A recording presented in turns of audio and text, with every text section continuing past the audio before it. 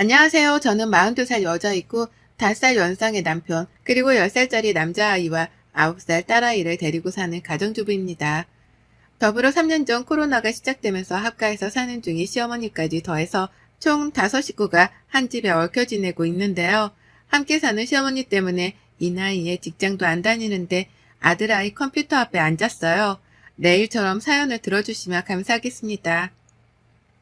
코로나로 세상이 떠들썩하던 3년 전 저희 어머니는 경기도에 있는 저희 집으로 합가를 하러 들어오셨어요.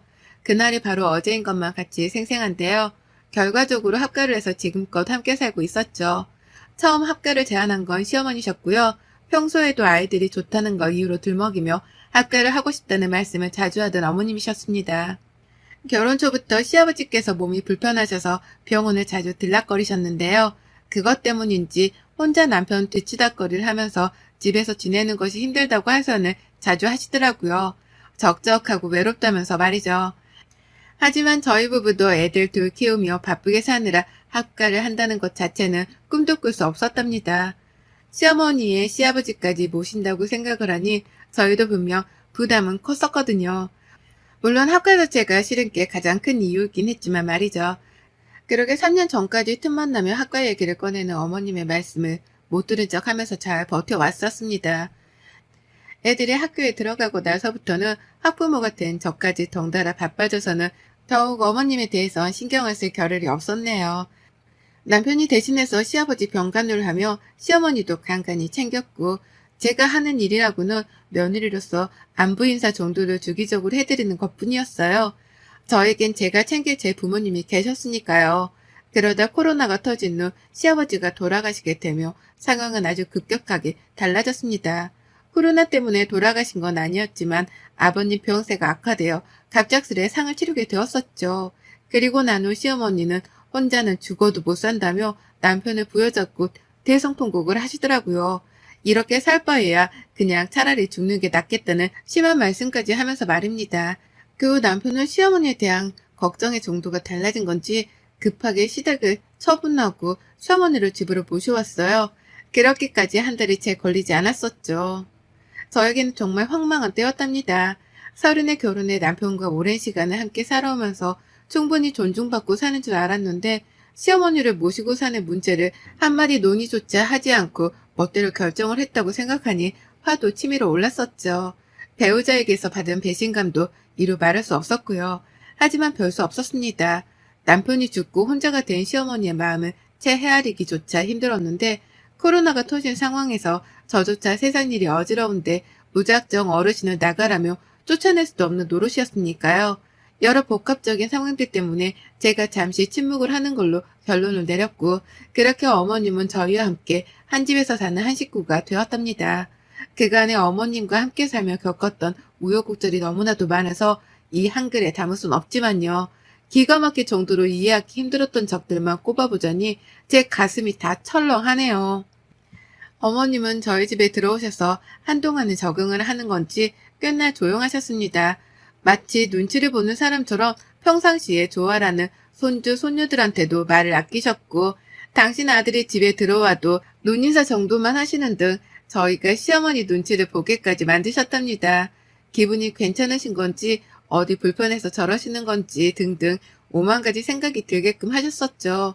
남편도 괜히 제가 집에서 눈치를 먼저 주는 바람에 어머님이 편하게 지내지 못하시는 게 아니냐며 핀잔을 주기 시작했고, 그쯤 되니 저도 괜히 잘못을 한 것만 같더라고요.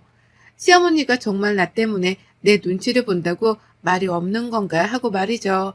그런 상황이 여러 번 반복이 되고 남편으로부터 의돈찮은 의심과 오해를 사게 되며 저도 더 신경을 쓰게 되었답니다.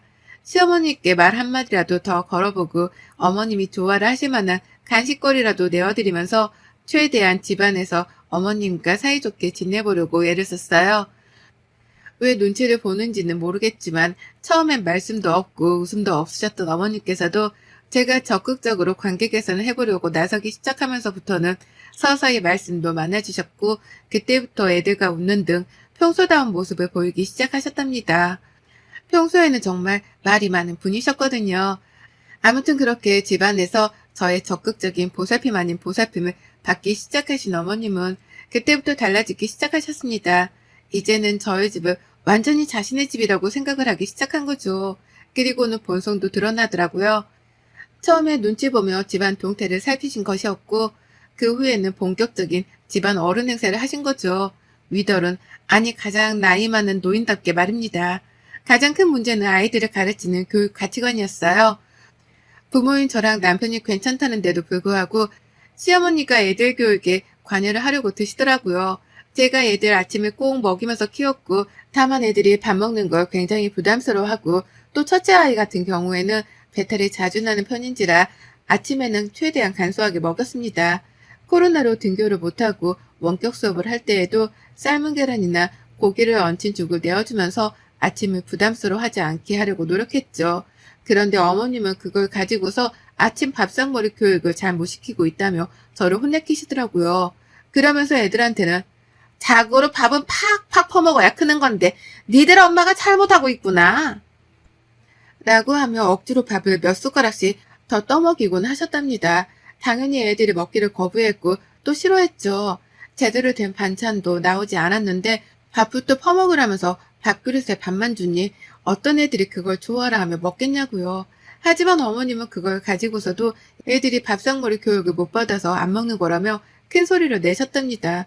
저도 그렇고 애들도 그렇고 기분이 나쁠 수밖에 없는 취급이었죠. 또 다른 문제는 저하고 다른 어머님의 생활 습관이었는데요. 어머님이 글쎄 남의 물건에 손을 참 쉽게 대시더라고요.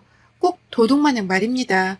그간에 다 제 남편이랑 자식들이었기 때문에 누가 제 물건에 손을 대건 말건 상관이 없었습니다. 손을 댄다 하더라도 제 물건을 버리는 것도 아니었고 그냥 딸아이가 호기심에 엄마 화장품에 손을 대는 게 전부였는지라 문제가 될 것이 전혀 없었죠. 오히려 귀여운 아이의 행동이었고요. 그런데 시어머니가 집안에 들어오신 후로는 너무나 많이 신경이 쓰이기 시작했어요. 첫째로 어머님은 제 물건에 손만 대는 게 아니라 멋대로 버리는 행동까지 시전하셨답니다. 며느리는 딸도 아니고 엄연히 남이기에 며느리 물건에 손을 댈 때 허락이라도 받으면 좋으시란만 그런 애이 따위도 전혀 없으시고요. 그렇게 손을 대고 난 후 멋대로 필요 없는 물건일 것이라고 판단을 하고서는 그걸 그냥 버려버리시더라고요. 그렇게 버려진 제 옷이랑 화장솜, 팩트 쿠션, 그리고 매니큐어가 한 바가지였습니다. 애들이 마냥 어린 갓난아이도 아니고 저도 기분 전환 삼아 손톱에다가 살 색깔이나 투명 색깔의 매니큐어 정도는 생각날 때 한 번씩 바르는 편이었는데요. 그것마저도 어머님은 얘 엄마가 사치이고 주접떠는 짓이라며 버리셨어요. 옷도 며느리가 뭘 입는지 구경을 하고 싶었다며 옷장을 열어보고서는 조금이라도 무늬가 있어 보이는 건 교양없어 보인다는 말씀을 하시며 버리셨고요. 이런 행동을 하필 제가 집에 없을 때마다 골라 해내시는 바람에 저는 제 물건이 쓰레기통에 처박히다 못해 집 밖으로 버려지는 과정을 지켜보지 못했답니다. 그리고는 뒤늦게야 눈치를 채고서 시어머니랑 입씨름을 하며 혼자 혈압이 치솟아 오르곤 했죠. 어머님은 일방적으로 자신이 맞는 선택을 했다고 주장하시며 전혀 죄책감 같은 것도 가지질 않으셨고요. 어디서부터 문제였는지 이제는 정확히 기억도 나질 않습니다. 시어머니가 도대체 왜 저러시는지에 대해서 이제는 이해를 할 힘도 없고요. 그저 남의 물건에 손을 댈 때 제발 허락이라도 받아주셨으면 싶은데 그런 기본마저 바라는 게 사치라는 걸 잘 알았는지라 어머님에 대해서는 거의 체념을 하다시피 내려놨어요. 그런 사람과 한 집에서 살아간다는 건 정말이지 괴로운 일이었고 그걸 증명하듯이 저는 언젠가부터 40 초반인데 머리카락이 빠져나가기 시작했네요. 자고 있으면 베개 위에 머리카락이 한 움큼씩 빠져있는데 병원을 가보니 스트레스가 원인이라는데 시어머니 때문에 이 나이에 스트레스를 받다 못해 머리카락까지 빠지다니 생각할수록 차차하고 내 부모님을 볼 면목이 없었어요. 잘 사는 모습만 보여드리고 싶은데 뵐 때마다 나이가 팍팍 들어가는 모습을 보여드렸거든요. 친정 부모님까지도 걱정이 많으실 수밖에 없었답니다. 이런 시어머니하고는 정말 끝없는 전쟁을 한 집안에서 이어가는 중이었어요. 언제 끝날지 모르겠다며 저 스스로도 이 싸움의 끝을 감히 짐작조차 못하고 살고 있었는데요. 문제 덩어리인 시어머니가 큰 건 하나를 해내고야 마셨답니다. 지금 생각해도 열불이 나서 손이 파르르 떨리네요. 제가 너무 괴롭고 힘든데 어디다가 스트레스를 풀어야 하나 고민을 하던 중 피부 관리를 시작했어요. 저희 친정엄마가 저 볼 때마다 주름살이 너무 늘어간다며 가슴에 피멍이 드는 심정이라며 괴로워하고 난 후부터였죠. 내가 시어머니 때문에 빠른 노화를 겪고 있는데 이 모습을 친정엄마한테 계속해서 보여드리기만 할 수는 없다 싶었습니다. 그래서 내가 할 수 있는 한 피부 관리도 하고 내 자신을 가꾸면서 엄마한테도 딸이 예쁘게 나이 들어가는 모습을 보여드려야겠다 결심을 했어요.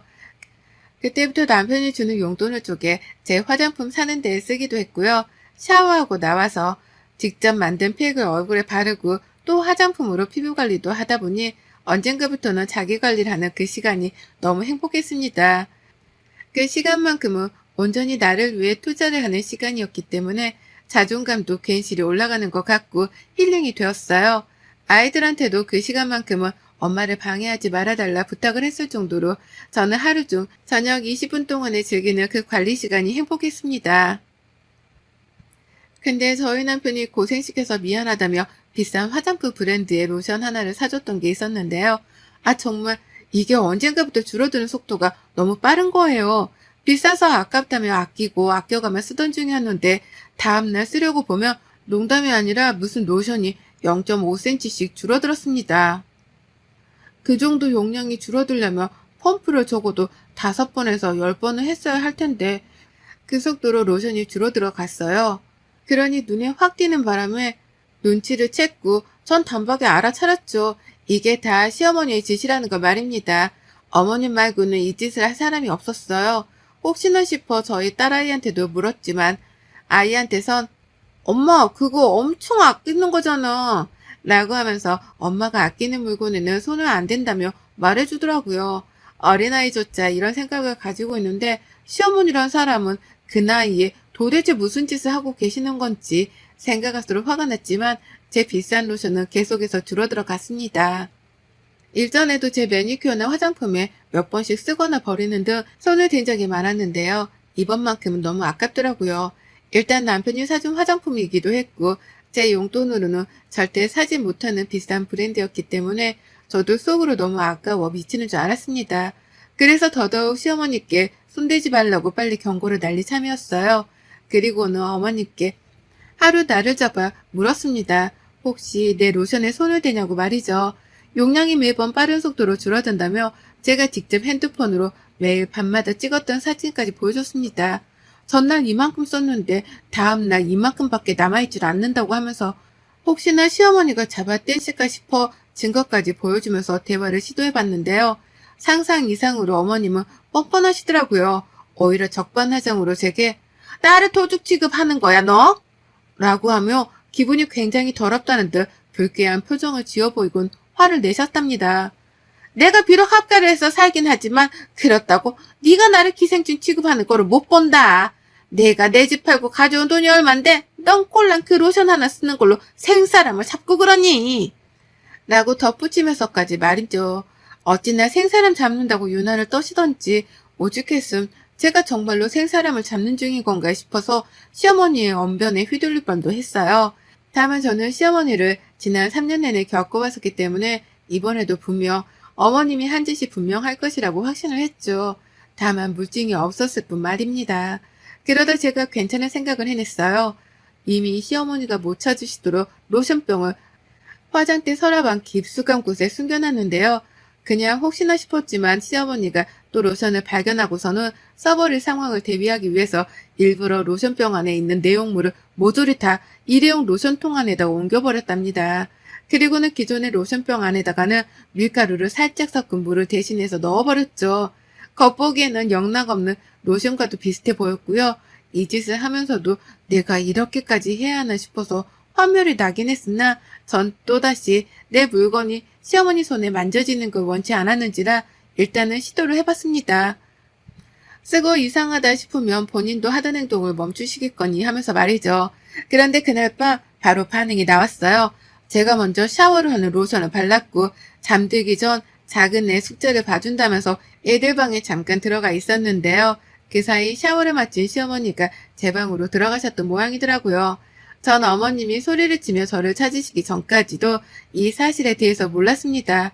막 작은 애랑 대화를 하고 있는데 밖에서 시어머니가 서윤이 엄마 어딨어? 빨리 좀 나와봐. 라고 하면서 저를 급하게 찾으셨어요. 어머님이 원래 정색할 일이나 저하고 거리를 두려고 하는 일에는 저희 딸 이름을 넣어서 누구 엄마야 하고 부르시거든요. 이번에도 딱 그런 상황이었답니다. 나가보니 어머님은 제 로션병을 아주 당당하게 들고 계셨죠. 너 이거 뭐야? 이 안에 든 게 뭐야?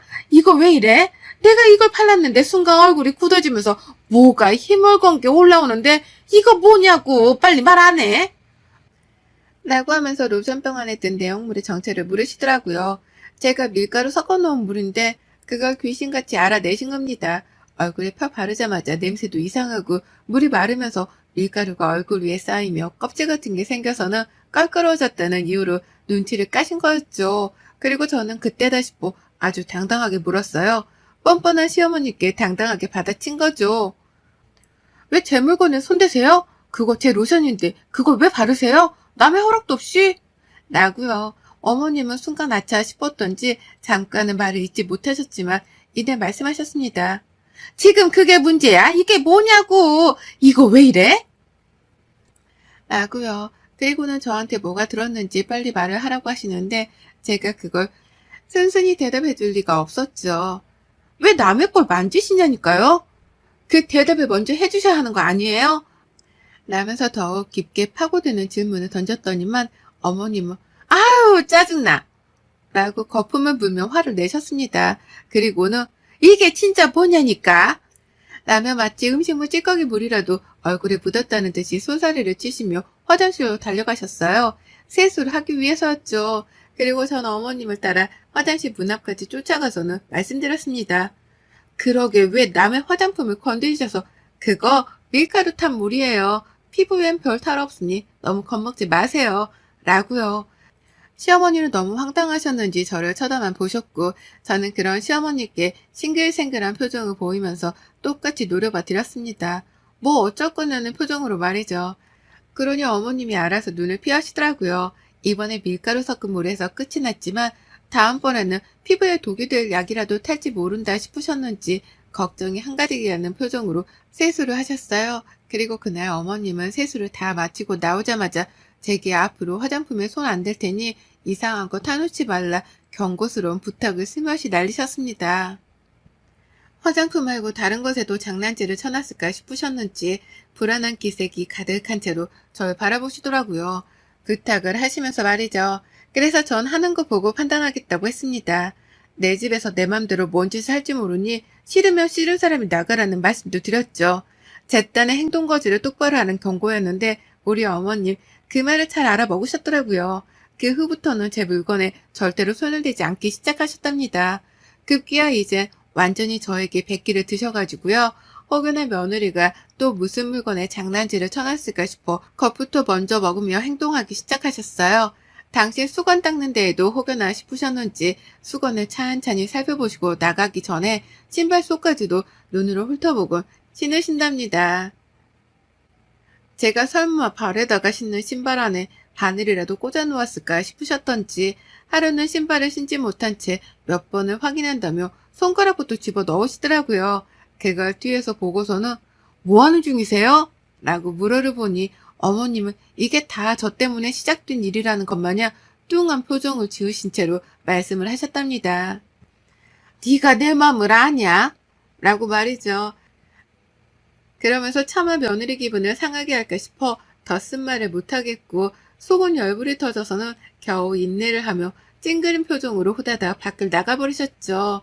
밀가루 섞인 물의 여파가 크긴 컸는지 별의 별것에도 눈으로 확인부터 하고서는 행동을 하시는데 그 불편함이 저에게까지 느껴지는 게 너무나 통쾌하네요. 불편해 죽겠다며 뭘 하거나 씻거나 먹을 때마다 눈을 개스름하게 떠서는 확인부터 찬찬히 하시는데 저 의심병을 당장 고치지 못하면 어머님이 앞으로 참 많이 힘드시겠구나 싶었습니다. 사는 게 얼마나 피곤하고 역할까 싶어서 제가 다 불편해 죽겠더라고요. 물론 그런 시어머니를 보는 심정은 통쾌함 뿐이지만 말이죠.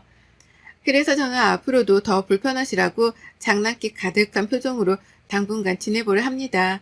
밥을 먹을 때에도 일부러 괜한 의미심장한 표정을 지어 보이면서 시어머니를 불안하게 하고 또 써보시라면서 안마기를 건네드릴 때조차도 어떤 일이 일어날지 두고 보자는 장난꾸러기 같은 표정을 지어 보이면서 어머님을 긴장케 만들려고 해요.